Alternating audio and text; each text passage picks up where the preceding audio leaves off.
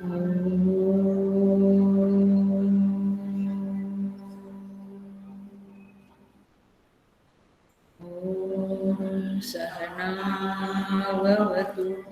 सहनौ भुनक्तु सह वीर्यं करवावहै तेजस्विनावधीतमस्तु मा विद्विषावहै। ॐ शान्ति शान्ति शान्तिः। समस्तजनकल्याणे निरतं करुणामयं नमामि चिन्मयं देवं सद्गुरुं ब्रह्मविद्वरम्। All with great love and great respect in this Ishavasya online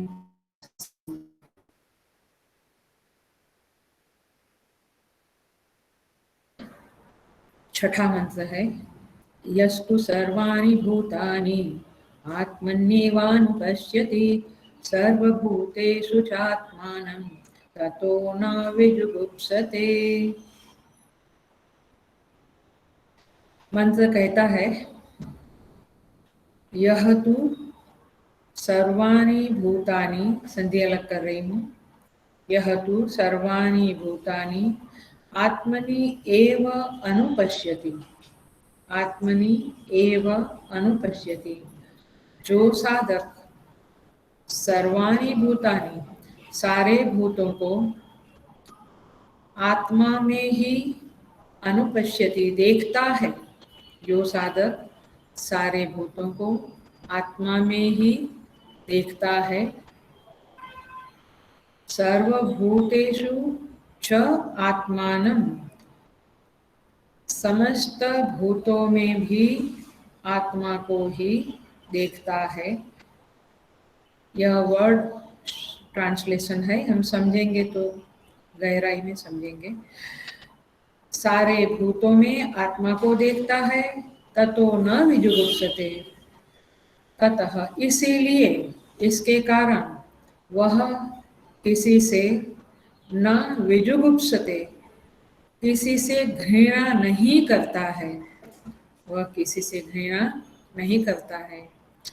जो साधक सारे भूतों को आत्मा में देखता है, आत्मा को और आत्मा को सारे भूतों में देखता है, वह किसी से घृणा, नफरत, हेट्रेड नहीं करता है। ये अभेददर्शी की स्थिति बता रहे हैं भगवान ऋषि इस मंत्र में। जिसको ज्ञान हो गया है, रियलाइजेशन हो गया है, वह किसी से कभी भी नफरत, द्वेष, हेट्रेड, घृणा नहीं कर सकता है। ये फलश्रुति है। लेकिन साधना क्या है? सारे भूतों को आत्मा में देखो और आत्मा को सारे भूतों में देखो। ये कंडीशन है, ये शर्त है, तब जाके ये फल मिलता है। भगवान भाष्यकार ने यह शब्द का अर्थ ही भाष्य में सीधा सीधा किया है, परिव्राट, परिव्राट मुमुक्षुः। जो परिव्राजक है, परिव्राजक शब्द का अर्थ हम समझेंगे, लेकिन भाष्यकार ने कहा है जो परिव्राजक है वह इस तरह का फल को प्राप्त करता है और इस तरह की शर्त को अपने जीवन में साध्य करता है। तो देखेंगे यह शब्द का अर्थ हम देखते हैं। यह शब्द का अर्थ है परिव्राज, परिव्राजक मुमुक्षु। भाष्यकार ने कहा है परिव्राजक मुमुक्षु। समझेंगे थोड़ा इस अर्थ को, क्योंकि पहले तो आत्मा को, सारे भूतों को आत्मा में देखना, आत्मा को सारे भूतों में देखना, ये स्थिति आने के पहले आप क्या होना पड़ेगा? परिव्राजक। क्योंकि जो परिव्राजक ऐसा देखता है, माने बाकी के जो परिव्राजक नहीं, उनको इस दृष्टि को पाने में कठिनाई है। ख्याल में आ गया? तो उसकी जो अधिकार है, योग्यता है, वो क्या है? परिव्राजक। परिव्राजक शब्द का अर्थ है जो जिसके अंदर व्यक्ति, वस्तु और परिस्थिति से जिसका ममता का संबंध प्रगाढ़ नहीं हुआ है, वस्तु, व्यक्ति और परिस्थिति से जिसकी ममता प्रगाढ़ नहीं है, डाइल्यूटेड है, प्रगाढ़ नहीं है, ऐसी मनस्थिति जिस साधक की है उसे परिव्राजक कहेंगे। पहली शर्त में हमारी विकेट डाउन हो रही है क्योंकि ममता तो भरी पड़ी है।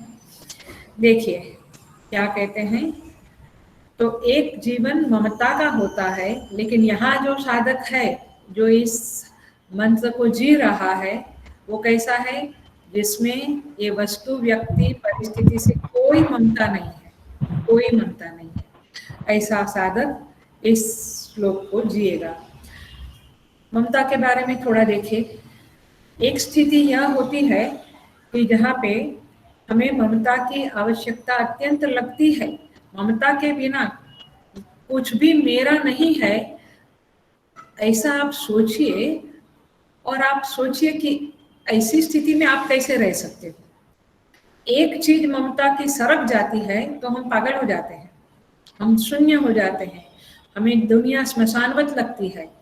लेकिन ममता की बहुत सारी चीजें बटोर के रखी है, तो ममता जरा भी सरक जावे तो बड़ा कष्ट होता है। तो इसलिए ममता की जरूरत है, ऐसा हम जैसे सामान्य अज्ञानी लोगों को लगता है।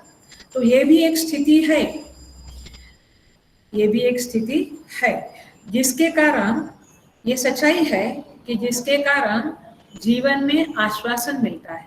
मेरा कुछ है, ये मेरी गाड़ी है, मेरा बंगलो है, मेरे बच्चे हैं, मेरे पति है, मेरी पत्नी है, मैंने वस्तु, व्यक्ति, घर, बंगलो, ये सब चीजें मेरी है, ऐसा जब कहते हैं तो एक वो वैध ममता बनती है। और यही ममता के कारण हम अज्ञानी लोग जी सकते हैं। और इस ममता का आपको और अंडरस्टैंडिंग करना है तो करिए, क्योंकि ये श्लोक आज नहीं तो कल जीना पड़ेगा, तभी हम आगे बढ़ेंगे।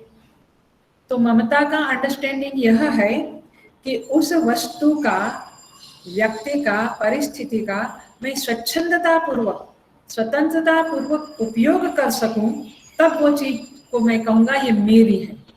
Is it convincing? कन्विंस होता है ना कि मैं उसका उपयोग अपने आप कर सकूं, मुझे परमिशन नहीं लेनी है। ये पेन मेरी है, इसका उपयोग मैं कभी भी करूं क्योंकि वो मेरी है। दूसरे की है तो can I get it for few minutes? तो ये मेरी है। तो मम का अंडरस्टैंडिंग ये है कि आप उसका उपयोग स्वच्छंदता पूर्वक कर सकते हैं, बार बार कोई उसको रोक नहीं सकता है। यदि कोई रोक दे उपयोग करने में तो फिर वो मम नहीं है। तो आपकी ममता को आप समझिए कि आप में ममता कितनी है और कितनी प्रगाढ़ है, क्योंकि प्रगाढ़ ममता का अर्थ यही है कि आप उसका उपयोग कर सके। लेकिन देखिए ममता कैसी है आपके जीवन में, किस शेप में, किस रूप में रहती है, अपने आप से देखिए। तो यहाँ पे बात ये है कि ममता की, इस तरह की ममता एक सामान्य साधक के लिए ठीक है, लेकिन जैसे आगे बढ़ते हैं तो ये ममता क्वेश्चन मार्क डालती है, क्योंकि ममता का जो चाइल्ड है, बच्चा है, वह है द्वंद्व। क्योंकि कभी कभी देखना, आप समझना अपनी ममता को, कभी कभी वह ममता आपको हर्ष देती है, कभी कभी वह ममता आपको दुख देती है। तो जब ऐसी ममता है, हर्ष भी देती है, दुख भी देती है, तो साधक सावधान हो जाता है कि ऐसी ममता में कब तक ढोए फिरूं, कब तक ये सर पे रखूं। ममता मुझे आश्वासन देती है, जीने का सहारा देती है, सिक्योरिटी देती है, जीवन मुझे बड़ा सरल लगता है, मैं विकास भी कर सकता हूँ। ऋषि कहता है कीर्तिम पृष्ठम गिरेरिव, मेरी कीर्ति पर्वतों की तरह चोटी पर पहुंचे और विशाल वृक्ष की तरह फैले। ये सब हमारे सहारे हैं ममता के। कीर्ति की भी एक ममता है, ये सब सहारे हैं।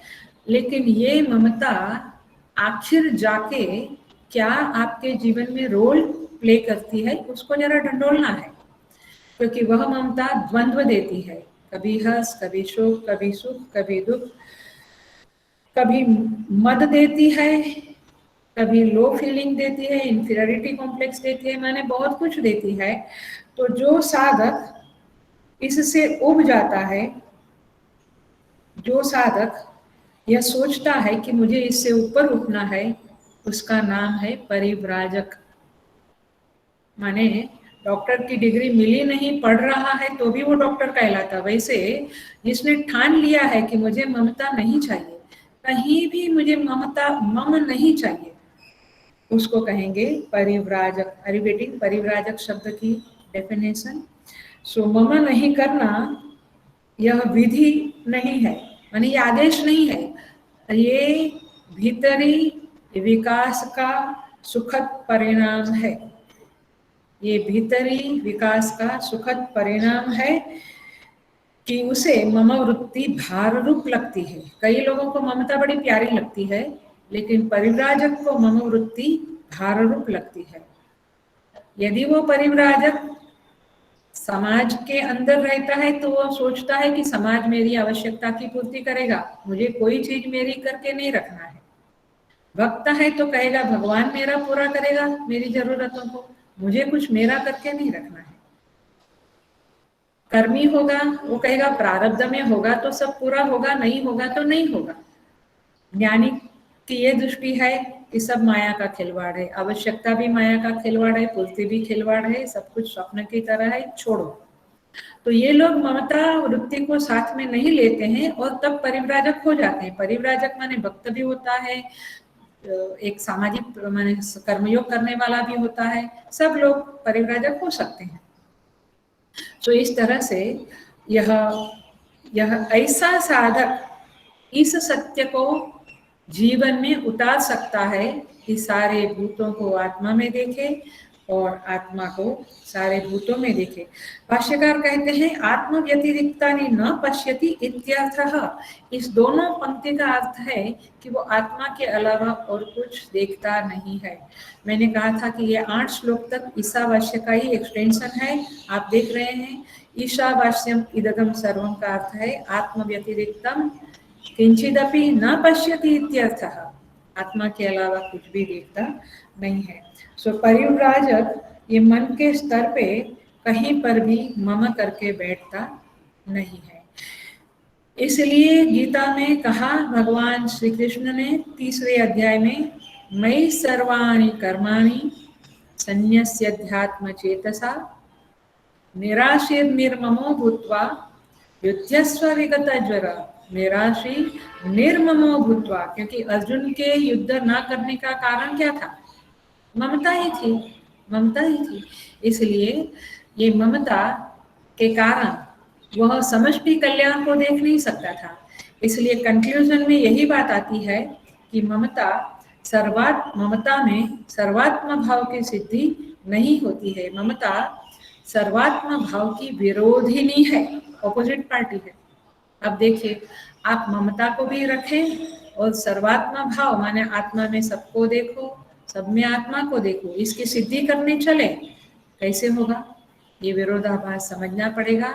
इसलिए जितना हो सके इतना परिव्राजक बनने की कोशिश करनी पड़ेगी, क्योंकि ममता यह चीज है, संत लोग कहते हैं ममता वह चीज है जो हमें किसी न किसी से बांध देती है।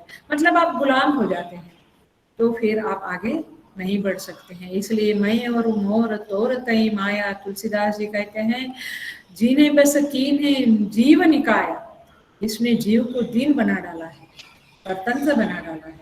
तो इस ममता को मैंने अभी मुझे मेरे पास एक वीडियो आया था, उसमें मोदी जी कहते हैं कि 35 इयर्स तक मैं भिक्षावृत्ति से जिया, मिला तो मिला, नहीं मिला तो नहीं मिला खाना, जहाँ रहना मिला, जहाँ नहीं मिला। ये परिव्राजकता है। और उनकी जो अभी 70 इयर्स में ई बुक निकली है, प्रकाश जावड़ेकर जी ने निकाली है, उसमें काफी सारे 200-250 लोगों का आर्टिकल है कि how what they think about Modi ji. उसमें राजश्री बिरला जी के खानदान की बहू राजभवन में जाती है उनके पास, ये अभी कुछ समय की घटनाएं हैं, कुछ सालों की। और बातों बातों में वो मोदी जी से पूछती है, मुझे बहुत अच्छा लगा कि ये शास्त्र कैसे जीते हैं लोग। तो उसने मोदी जी को पूछा कि 2014 में ये घटना हुई, उन्होंने पूछा कि आप कुछ रिनोवेशन नहीं कराया, कुछ पर्दे पर्दे चेंज नहीं किए, फर्नीचर चेंज नहीं किया, आप ऐसे ही रहते हो। मोदी जी ने कहा, अम्मा, जब हम ट्रेन के रिजर्वेशन कंपार्टमेंट में चढ़ते हैं तो हम कंपार्टमेंट को बदल डालते हैं क्या? माने एक पैसेंजर कंपार्टमेंट को बदल डालता है क्या? तो मैं भी एक पैसेंजर हूँ, इस कंपार्टमेंट में चढ़ा हूँ कुछ सालों के लिए, तो क्या चेंज करना? तो तात्पर्य ये है, क्या क्यों चेंज क्यों नहीं करना? क्योंकि ममता ही नहीं है किसी चीज से। आप समझ रहे हैं? तो ममता ये इस तरह से हमारे जीवन में आचरण में दिखती है, और ममता के बगैर का व्यक्ति ही समष्टि कल्याण कर सकता है, सर्वात्म भाव को जी सकता है। तो इसीलिए इस शब्द को बहुत गहराई से समझना होगा और जीवन में इसको पालना होगा, तब जाके ईशावास्य उपनिषद वगैरह हम पालन कर सकते हैं। लेकिन महात्माओं ने किया है, सारा कुछ करते हुए भी मम के बिना रहते हैं महात्मा लोग, ये भी जीवन में देखा गया है। आगे बढ़ते हैं। श्रुति कहती है, यस्तु सर्वाणि भूतानि आत्मनि एव अनुपश्यति, सारे भूतों को आत्मा में ही देखता है। थोड़े गहराई में जाते रहेंगे हम। शुरुआत को सिंपल सिंपल करती हूँ मैं, देखिए। और सारे भूत में आत्मा को देखता है। हम एग्जाम्पल देखें, एक लोटा हमने कुएं में डाला,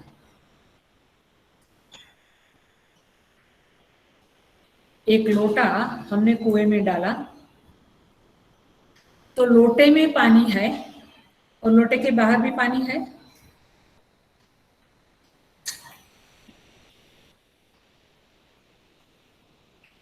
लोटे में पानी है और लोटे के बाहर भी पानी है।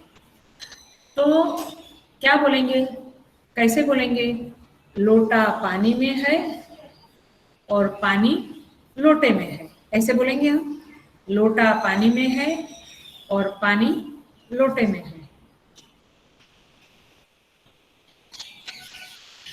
लेकिन तो ये उस तरह से सारे भूत माने जगत आत्मा में है, आत्मा सारे भूतों में है। ये एक एग्जाम्पल है। दूसरा एग्जाम्पल देती हूँ मैं। एक घट है, घट आकाश में माने एक जमीन पे रखा, तो घट में आकाश है और घट आकाश में है, बोलेंगे ना, ऐसे ही बोलेंगे। घट में आकाश है और घट आकाश में है, आकाश घट में है, घट आकाश में है। ये दूसरा एग्जाम्पल। तीसरा एग्जाम्पल, इसका ही एग्जाम्पल है, लोग प्लेन, जो एरोप्लेन चलते हैं वो आसमान में है, आसमान प्लेन में है। अब आगे थोड़ा और एग्जाम्पल देती हूँ मैं। 4 तोला सोना लिया, 4 तोला सोना का कुंडल बनाया, तो आप कैसे बोलेंगे? सोना कुंडल में है और कुंडल सोने में है। अब विच एग्जाम्पल इज मोर अप्रोप्रिएट? देखना, लोटा में पानी और लोटा के बाहर का पानी सेम है? नहीं, लोटा में एक क्वालिटी पानी, एक पानी है और बाहर दूसरा पानी है। अरे देखो, और आकाश का जो एग्जाम्पल है घट का, वो आकाश तो एक ही है, इसलिए आकाश का एग्जाम्पल, घट में आकाश और घट आकाश में, ये एग्जाम्पल थोड़ा बेटर है, थोड़ा उपयुक्त है, माने अप्रोप्रिएट है। और तीसरा एग्जाम्पल ये देखना, सोने में कुंडल है, 4 तोला सोने में कुंडल बन गए और कुंडल में सोना है। विच एग्जाम्पल इज बेटर? एकदम क्लोज कौन आता है एग्जाम्पल? सोने में कुंडल और कुंडल में सोना, क्योंकि कुंडल का उपादान कारण क्या है? सोना आ रहा है। तो सोना और कुंडल में भेद बहुत कम है, माने है ही नहीं, लेकिन आकाश और घट में है ना। तो इस तरह से सोना और कुंडल का एग्जाम्पल को टाइम भी हम पास में रखें, फिर अगले क्लास में हम और आगे बढ़ जाएंगे, डीप माने और डीपर वेदांत में जाएंगे, अभी इतना ही रखें। तो देखिए, तो इस तरह से ये थोड़ा सा आपको आइडिया आया, तो हम इसको देखेंगे कि कैसे हम इस श्लोक को इन एग्जाम्पलों को लेकर समझेंगे। सारे भूत आत्मा में है, आत्मा सारे भूतों में। अब देखिए, आप अपने को कहाँ महसूस करते हैं? आप कहाँ हो? आप क्या कहेंगे? मैं जगत में हूँ। और जगत किस में है? अब जगत किस में है? जगत जगत में है। सारे भूत किधर है? भूत माने पंच महाभूत भी और सजीव प्राणी निर्जीव प्राणी दोनों। तो भूत किस में है? जगत में है। तो जगत क्या है? सजीव और निर्जीव भूतों के अलावा जगत कुछ नहीं है। Are you getting? तो ये कंफ्यूजन आ गया, समझेंगे। तो सर्वाणी भूतानि माने सजीव निर्जीव दोनों। सजीव सत्ता माने प्राणी समुदाय, निर्जीव सत्ता माने आकाश वायु माने पंच महाभूत वगैरह। तो हमारी ऐसी समझ है, देखना हमारी समझ बोलती हूँ, हमारी समझ ये है कि हम जगत में है, जगत हमारा आधार है, आश्रय है, हम आश्रित है, लाइक दैट, राइट? ऐसी कुछ समझ है हमारी, हम आश्रित है और जगत आश्रय है। तभी तो आप कुछ खरीदते हो, तुम करते हो, ये मेरा, क्योंकि जगत का आश्रय आप लेना चाहते हैं। तो जगत आश्रय है, आप आश्रित है। तो फिर गीता जी को याद करें, 7th चैप्टर में गीता जी कहती है, भूमिरापो नलो वायु मनो बुद्धिरेव च अहंकार इति यमे भिन्ना प्रकृतिरष्टधा अपरेयमितस्त्वन्यां विद्धि प्रकृति में परा जीव भूतां महाबाहो ययेदं धार्यते जगत। वहां कहते हैं कि ये जीव जगत को धारण करता है। ख्याल में आ रहा है? माने ये जीव का मूल रूप आत्मा, उसमें जगत धारित हुआ है। जगत आत्मा को धारण नहीं करता है। Are you confused or no? You should be confused and then you should be clear. आया? तो क्या है सच्चाई, क्या है? क्योंकि श्रुति तो स्पष्ट बोलती है कि आत्मा को भूतों में देखो, भूतों को आत्मा में देखो। कैसे देखना है, कैसे ईश्वराश्य हमें जीवन में फॉलो करना है? तो इसीलिए इस श्लोक को समझना पड़ेगा। तो यहाँ पे कहते हैं, देखिए इसको कैसे समझेंगे तो हम समझने की कोशिश करेंगे। अब मैं इसी बात को समझाने के लिए एग्जाम्पल लेती हूँ कि वेदांत में सारी वृत्ति का उदय अंतःकरण माने वृत्ति का उदय चेतन से होता है। चेतन में वृत्ति का खेलना होता है, वर्तन करना होता है, और वृत्ति चेतन में ही लय होती है। अच्छा मुझे बताओ, आपके अंदर विचार उत्पन्न होते हैं, विचार माने वृत्ति कहाँ से उत्पन्न होते हैं? अंतःकरण से नहीं बोलना, क्योंकि अंतःकरण भी वृत्तियां हैं। अंतःकरण माने वृत्तियों का समुदाय। तो कहाँ से उत्पन्न होती है? मुझ में से उत्पन्न होती है। तो मैं क्या हूँ? वही चेतन आत्मा मैं हूँ। Are you getting? तो मैं में से माने आत्मा में से, चेतन में से वृत्ति का उदय होता है और वृत्ति उदय लय होती है। आपके अंदर अभी वृत्ति चलती होगी, बाप रे ये बड़ा कठिन है। तो ये वृत्ति कहाँ से उठी? आप में से उठी, आप में ही समित हो गई, मुझ में आकर समित नहीं हुई। सो वृत्ति तो जैसे, तो अब देखिए, तो आप ये जो जगत देखते हो, अब मैं वृत्ति का बात आप दिमाग में रख लेना, माइंड में रखना कि वृत्ति आपके साथ सतत रहती है। सपने में भी रहती है, सुषुप्ति में वो लयावस्था में रहती है, बट वृत्ति रहती है। तो अब आप ये जगत देखते हो, जिसे हम जगत कहते, सर्वाणी भूतानी कहते, वो जगत किस में है? भूताकाश में है या चित्ताकाश में है? ये शब्द वेदांत के माने टेक्निकल वर्ड्स है। भूताकाश माने आकाश, माने बाहर जो भूत है वो भूत माने जो है करके भासता है, प्रतीयमान होता है, उसे भूत कहते हैं। तो ये जो सारा कुछ है, माने ये जगत जिसको कहते हैं, तो भूताकाश में है कि चित्ताकाश में? आप कहेंगे भूताकाश में है, लेकिन आप कैसे जाना कि भूताकाश में है? भूताकाश में है क्योंकि वह जो पदार्थ है, जगत माने कोई विषय, वस्तु, परिस्थिति, शब्द, स्पर्श, रूप, रस, गंध, ये आपकी वृत्ति में आता है, तभी आपको समझता है, तभी आप उसको ग्रास्प कर सकते हो, तभी आपको उसका भान होता है। अरे बेटी क्या में आ रहा है? माने ऐसे ही भान नहीं होगा, इधर लैपटॉप पड़ा है, इधर माइक है, घड़ी है, बुक है, ये कैसे मालूम पड़ा? देखने से मालूम पड़ा ऐसा आप कहेंगे, लेकिन देखने से मालूम पड़ा माने मेरी चक्षु वृत्ति में वह विषय आया, उस विषय से चक्षु वृत्ति तदाकार हुई, तब जाके मेरी आंखों ने उसे देखा और मेरे मन ने उसको समझा कि ये लैपटॉप है, ये बुक है, ये घड़ी है, ये माइक है, आया। तो ये है करके चित्त में चीजें मेरे मेरी वृत्ति में आई, वृत्तिस्थ होकर ही जगत आपको भासता है। ये दृश्य जो है वह वृत्तिस्थ होकर ही भासता है, आकाशस्थ होकर नहीं भासता है। जगत में बहुत कुछ पड़ा है, आपको कितना भासता है? भासता है माने समझ में आता है।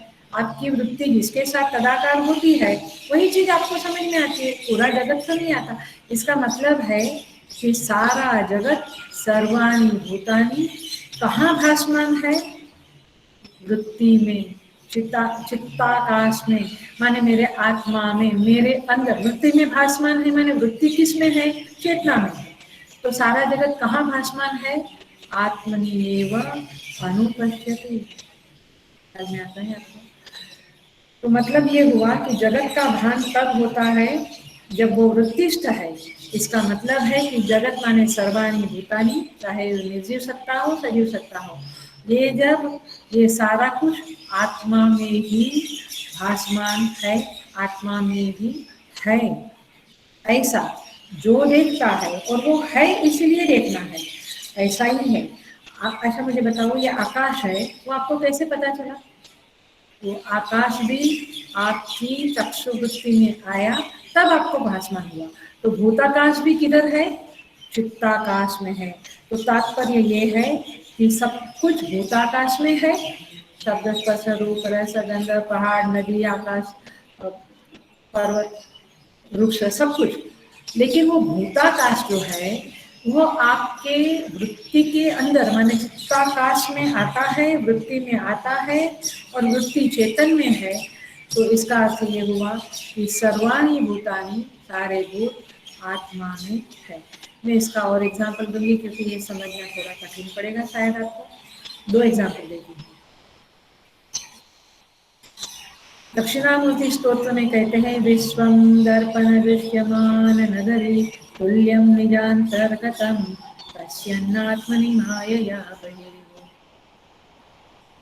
यथा निद्रया यः साक्षात् कुरुते प्रबोध समये स्वात्मानमेवाद्वयं तस्मै श्रीगुरुमूर्तये नमः श्री दक्षिणामूर्तये। तो विश्वं दर्पण दृश्यमान नगरी तुल्यं निजांतर्गतम, माने वहां पे दक्षिणामूर्ति भगवान कहते हैं कि ये विश्व आपके अंतर्गत है। आपको क्या लगता है? आप विश्व में है, लेकिन विश्व आपके अंतर्गत है। दर्पण में दिखाई देने वाले नगर के जैसा ये विश्व है। अच्छा ये भी नहीं समझता है तो सिंपल एग्जाम्पल तो समझेगा ही समझेगा। आप स्वप्न का एग्जाम्पल ले लो। स्वप्न में जब आदमी सोया है तो क्या देखता है? मैं यहाँ हूँ और मेरे बाहर जगत है, ऐसा लगता है। स्वप्न में जगत कहाँ लगता है? मैं बंबई में हूँ और पूरा जगत बाहर लगता है। माने माने सारे स्थान व्यक्ति आपको अंदर लगते हैं, आपके अंदर लगते हैं? नहीं, मैं एक हूँ और ये XYZ है, ये पहाड़ है, ये नदी है, ये गांव है, ऐसा अलग अलग अलग अलग दिखता है। तो मैं हूँ और बाहर जगत है। अब जब आप उठ जाते हो तब आपको क्या लगा? सर्वाणि भूतानि आत्मनि एव अनुपश्यति। सब कुछ किसमें था? मुझ में था। ये एग्जाम्पल थोड़ा ठीक लगता है? सब कुछ मुझ में था। वैसे जो इस ज्ञान में जाग जाता है, ये शब्द में खास बोलती हूँ, ज्ञान में जाग जाता है, उसको सारा जगत आत्मा में अपने अंदर ही निजांतर्गतम अपने अंदर ही दिखता है। इसी को ईशावास्य कहते हैं। समझ में आ रहा है?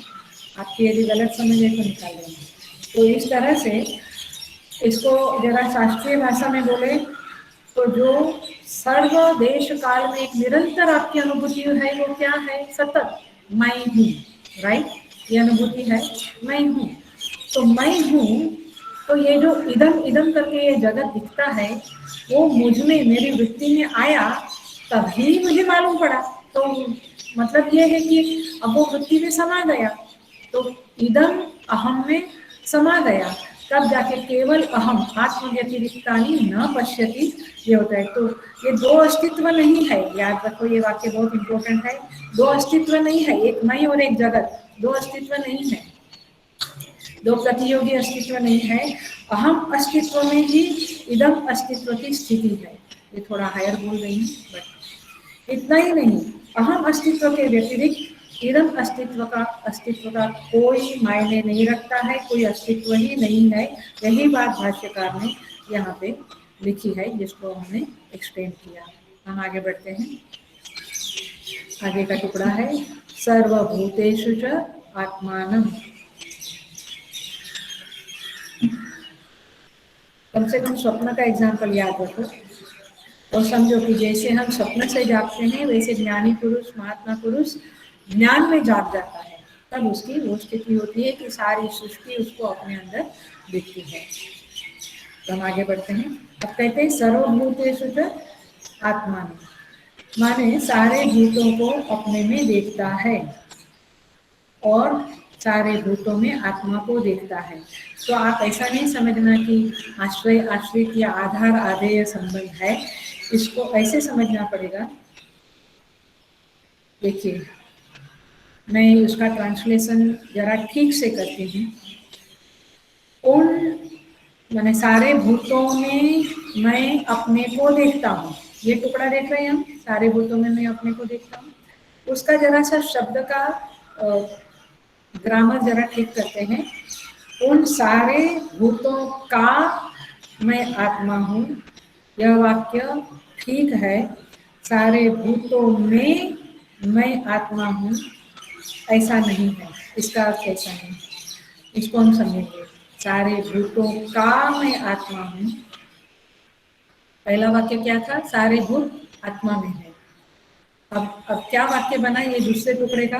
सारे भूतों का मैं आत्मा हूँ, सारे भूतों में मैं आत्मा हूँ ऐसा नहीं। देखिए हम समझेंगे। सभी भूतों में मैं अपने को देखता हूँ, इस वाक्य का अनुभव के धरातल पर क्या अर्थ है? तो ये समझने के लिए मैं क्वेश्चन करती हूँ, अभी तुम अपने को कहाँ देखते हो? ऑनेस्टली बताओ, प्रामाणिकता से, अभी तुम अपने को कहाँ देखते हो? शरीर में, राइट?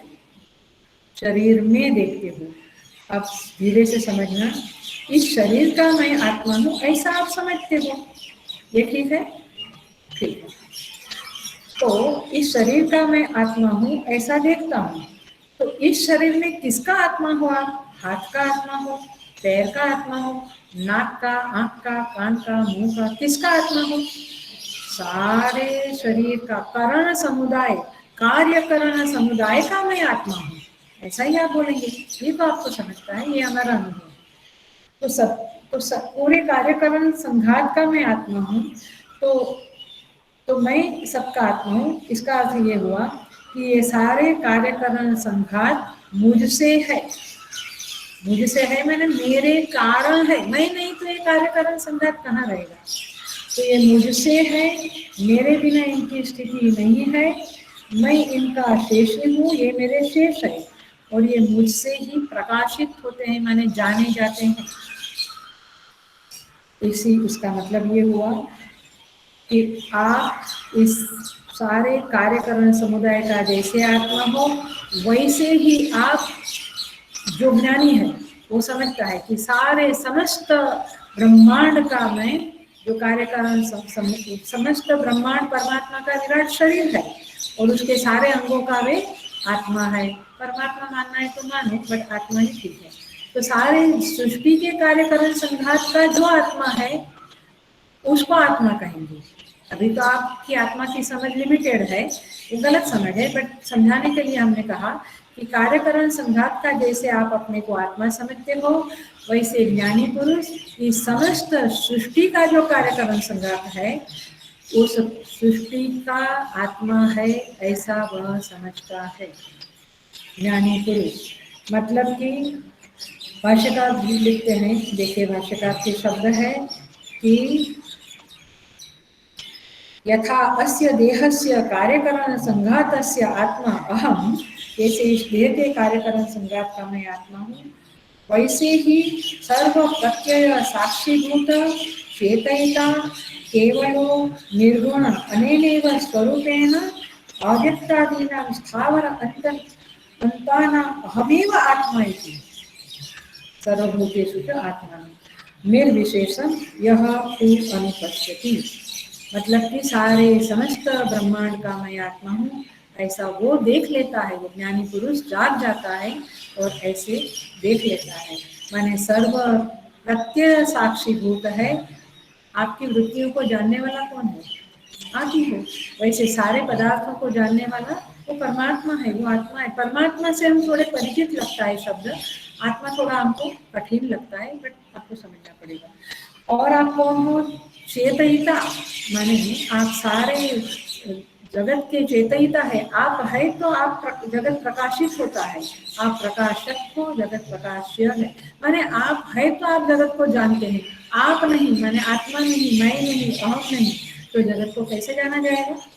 इसलिए जगत आप में है ये बात सही होती है, और आप जगत में है ये बात भी ठीक होती है। और आप इस संघात का हिस्सा नहीं है, आप संपूर्ण संघात के प्रकाशक हो, आप संपूर्ण संघात की आत्मा हो। इसलिए भाष्यकार ने शब्द लिखा केवल, और तो साक्षी चेतयिता केवल।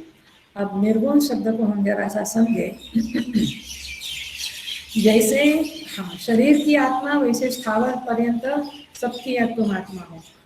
तुम जैसे हो वैसे ही तुम आत्मा हो। देखो इसको समझेंगे। स्वप्न से जागा हुआ व्यक्ति क्या बोलेगा?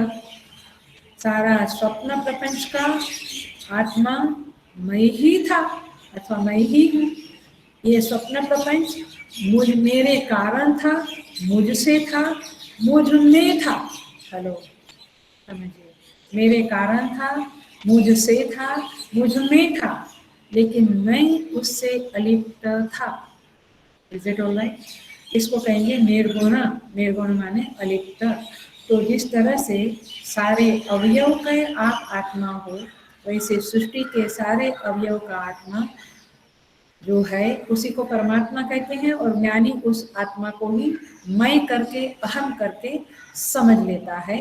तो इसे कहेंगे सर्वभूतेषु च आत्मानं। तो सारे भूतों में आत्मा को देखता है का मतलब है, इसका मतलब है सारे भूतों का मैं आत्मा हूँ, ऐसा समझ लेता है। कौन समझ लेता है? ज्ञानी पुरुष।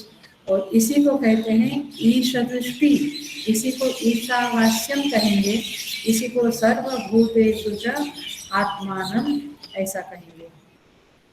इसका कंक्लूड करते हुए मैं कहती हूँ, देखिए एक समझ देखो कैसी है, अज्ञान वाली समझ कैसी है। घट में जल रखा है, तो जल को किस में देखता है? घट में। लेकिन घट को जल में देखता है? घट में जल को देखता है। तो ये तो एग्जाम्पल ठीक नहीं है। तो घट आश्रय हुआ, जल आश्रित हुआ, आश्रय आश्रित संबंध हुआ। वैसा आत्मा का और जगत का संबंध नहीं है, आश्रय आश्रित संबंध नहीं है, जो कि हम समझते हैं कि जगत मेरा आश्रय है। इस समझ को, गलत फहमी को निकालना पड़ेगा। ये गलत समझ है कि जगत मेरा आश्रय है। यहाँ आश्रय आश्रित संबंध है ही नहीं, तो कैसा संबंध है परमात्मा के साथ या आत्मा के साथ? तो देखिए, घट को कहाँ देखते, ऐसा समझदार को पूछेंगे या कुम्हार को पूछेंगे तो वो कहेगा मिट्टी में देखता हूँ घट को, और कहाँ देखता हूँ। घट को मिट्टी में देखना, और मिट्टी को कहाँ देखते हो? घट में देखते हो। आ गया? मिट्टी को घट में देखना, घट को मिट्टी में देखना। सारे तरंगों को जो जल में देखता है और जल को तरंगों में देखता है, वह किसी से कभी भी घृणा नहीं कर सकता है। मतलब कि वो राग द्वेष से ऊपर उठ जाता है, वो ज्ञानी बन जाता है। उसकी दृष्टि आत्मव्यतिरिक्त किंचिदपि न पश्यति इत्यर्थः। तो इस तरह से जल तरंग का संबंध जैसा है, अभी यही रखते हैं, फिर अगले क्लास में सर्परज्जु पे आएंगे। तो स्वर्ण को आभूषण में और आभूषण को स्वर्ण में जो देखता है, इसका अर्थ है अधिष्ठान को अध्यस्त में और अध्यस्त को अधिष्ठान में देखता है। तो आश्रय आश्रित संबंध नहीं आएगा, आधार आधेय संबंध नहीं आएगा। कौन सा संबंध आएगा? अधिष्ठान। तरंग का अधिष्ठान क्या है? जल। घट का अधिष्ठान क्या है? मिट्टी। आभूषण का अधिष्ठान क्या है? स्वर्ण। तो इस अथवा उपादान कारण बोलो तो भी चलेगा। तो जिस तरह से समझे, उपादान कारण एक अंडरस्टैंडिंग है, फिर अधिष्ठान की समझ आएगी। तो इस तरह से सारे स्वप्न को जो अपने में देखता है और स्वयं को सारे स्वप्न में देखता है। स्वप्न आपके अलावा है क्या? बताओ मुझे। स्वप्न आपके अलावा कुछ है? तो सारे स्वप्न में आपको स्वयं को देखता है और स्वप्न को अपने में देखता है। ये समझ में आ रहा है थोड़ा? तो इस तरह से ये जैसा संबंध है अधिष्ठान अध्यस्त का, वैसा ही संबंध आपका मैंने शरीर का नहीं, आत्मा, आत्म रूपेण जो आप हो, आपका और जगत का है। जगत आप में है, सारे भूत सब कुछ आपके अंदर है, इसीलिए वो परितृप्त है महात्मा। जो सारा जगत आत्मा में है, माने अहम में है, मुझ में है, और मैं सारे जगत का आत्मा हूँ। मैं जगत में माने सारे भूतों में मैं आत्मा हूँ, ये कहने से सारे भूतों का मैं आत्मा हूँ, ये बेटर वर्जन है अंडरस्टैंडिंग के लिए। तो इस तरह से आचार्यों की वाणी ही मैं बोलती हूँ, तो इसलिए इस तरह से समझाया गया है। ततो न विजुगुप्सते, इसके कारण ये विजन उसका आ गया। तो इसका विजन आ गया माने उसका क्या अंडरस्टैंडिंग पक्का हो गया? आत्मव्यतिरिक्तम आत्मव्यतिरिक्तानि किंचिदपि न पश्यति। व्यतिरिक्त कुछ भी नहीं देखता है, मैंने स्वयं सब कुछ आत्मा ही है ऐसा ही देखता है। ऐसा व्यक्ति ततो न विजुगुप्सते, उसको किसी से घृणा नहीं होती है, नफरत नहीं होती है। देखिए बहुत सारे एग्जाम्पल हमारे शास्त्रों में बताए गए हैं, लेकिन भाष्यकार ने जो कहा है वो जरा देख के फिर एग्जाम्पल पे जाएंगे। भाष्यकार कहते हैं सर्वा ही घृणात्मनो अन्यत दुष्टम पश्यतो भवति। जो घृणा होती है वो उसका लॉजिक क्या है, उसका तर्क क्या है, कारण क्या है? तो भाष्यकार कहते हैं सर्वा ही घृणात्मनो अन्यत दुष्टम पश्यतो भवति। जब आप किसी चीज को अपने से अलग देखते हैं, पराया, मुझसे थोड़ा अलग देखते हो, तो उसमें राग द्वेष घृणा प्रेम माने राग होने की संभावना होती है। तो अन्यत देखना, पराया देखना, दूसरा करके देखना, वहां घृणा होना संभव है। आत्मरूपेण देखने से घृणा नहीं होगी, नंबर 1। नंबर 2, दुष्टम पश्यतो भवति। दुष्टम माने दूषित देखते हैं, उसमें कुछ गंदा देखते हैं, कुछ मलिन देखते हैं, कुछ अच्छा नहीं देखते हैं, जो हमें अच्छा नहीं लगता, या वो चीज स्वयं दूषित है। तो एक परायापन और एक दोष देखना। दोष देखते हैं ना, क्यों देखते हैं? क्योंकि परायापन है। तो दोष देखना और अन्यत देखना, अलग देखना, अपने से अलग देखना, ये घृणा उत्पन्न होने की संभावना पैदा करता है। इसलिए भाष्यकार कहते हैं आत्मानं एव अत्यंत विशुद्धम निरंतरम पश्यतो न घृणा निमित्तम अर्थांतरम अस्ति इति प्राप्तमेव ततो न विजुगुप्सते इति। क्योंकि वो कहीं किसी को पराया नहीं देखता, अपने से अलग नहीं देखता, न किसी में दोष देखता है, इसीलिए वह सर्वत्र आत्मा को देख पाता है।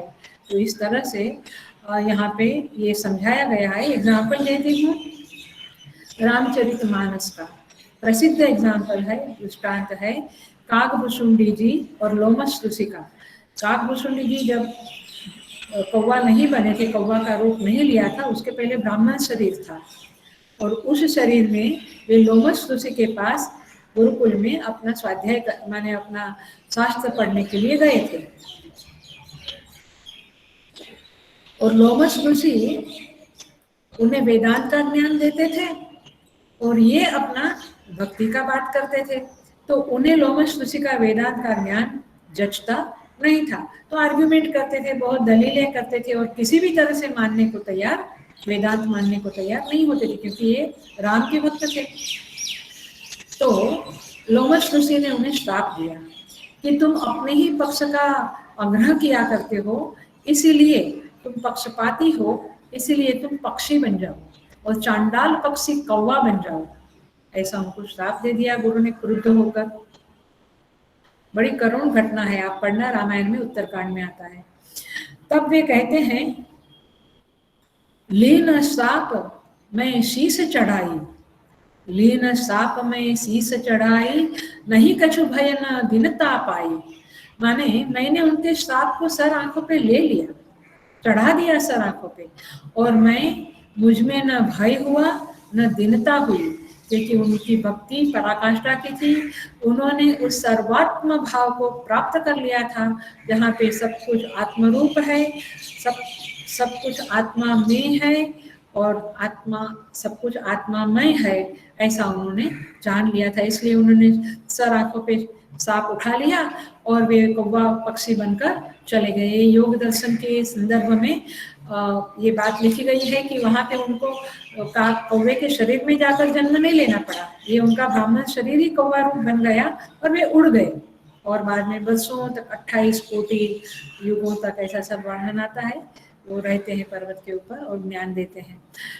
कागभूषुंडी जी का एग्जाम्पल है सर्वात्म भाव की प्राप्ति। दूसरा अभी के हमारे समय का एग्जाम्पल है नामदेव महाराज।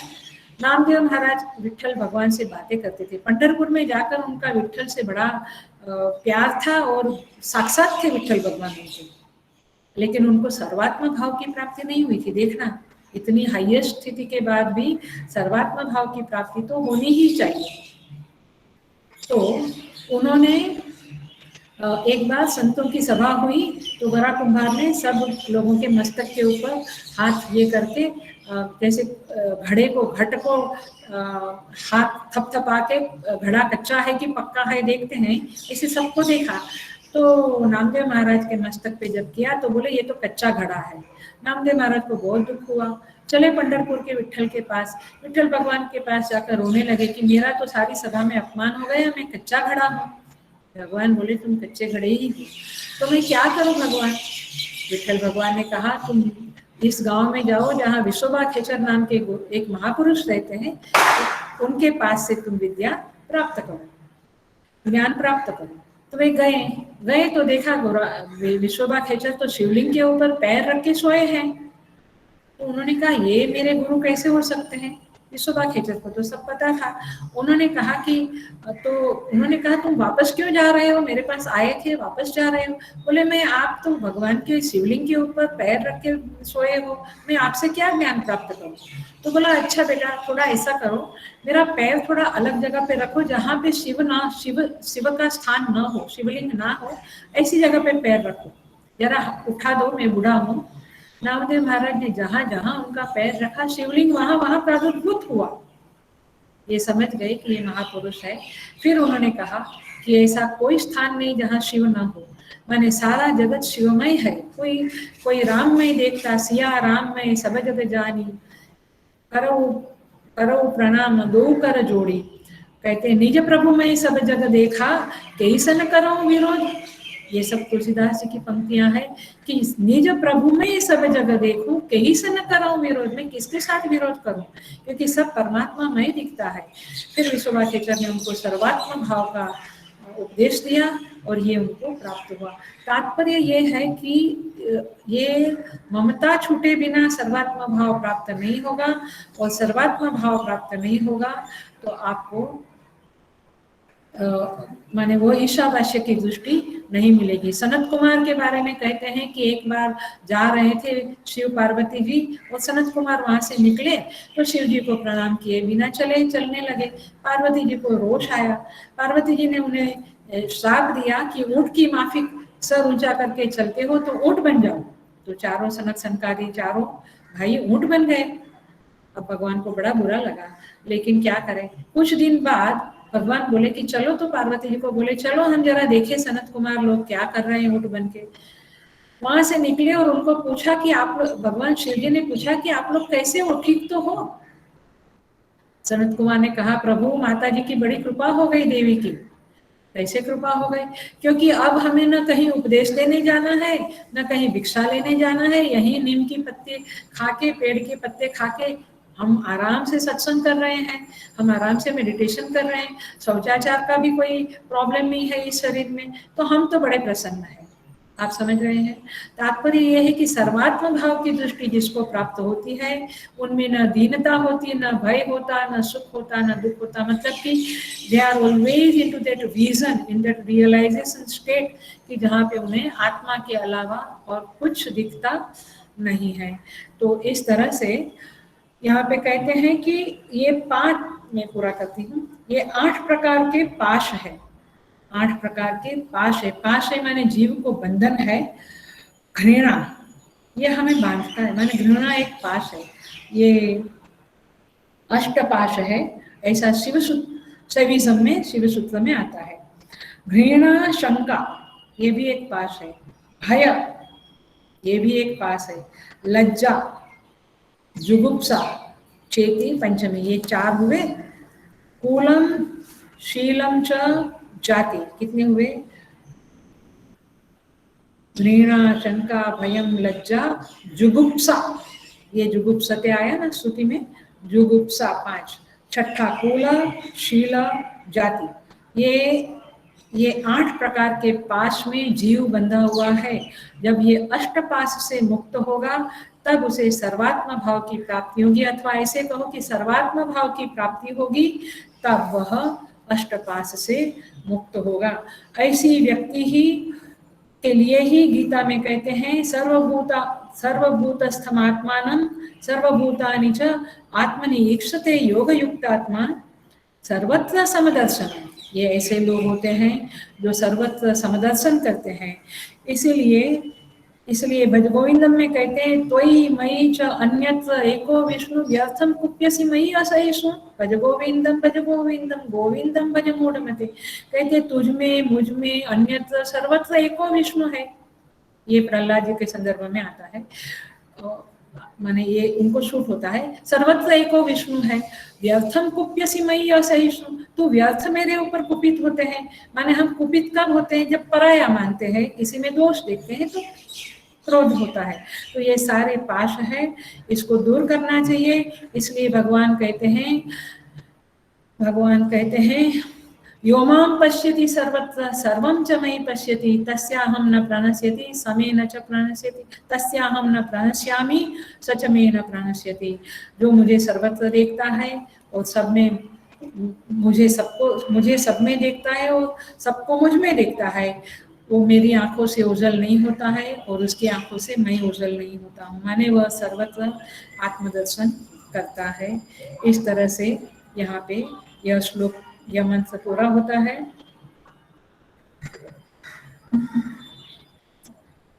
इसी संदर्भ में अगला मंत्र है जो अगले क्लास में भगवान की कृपा से देखेंगे। ओम पूर्णमदः पूर्णमिदं पूर्णात् पूर्णमुदच्यते पूर्णस्य पूर्णमादाय पूर्णमेवावशिष्यते। ओम शांति शांति शांति। हरि ओम। श्री गुरुभ्यो नमः। हरि ओम।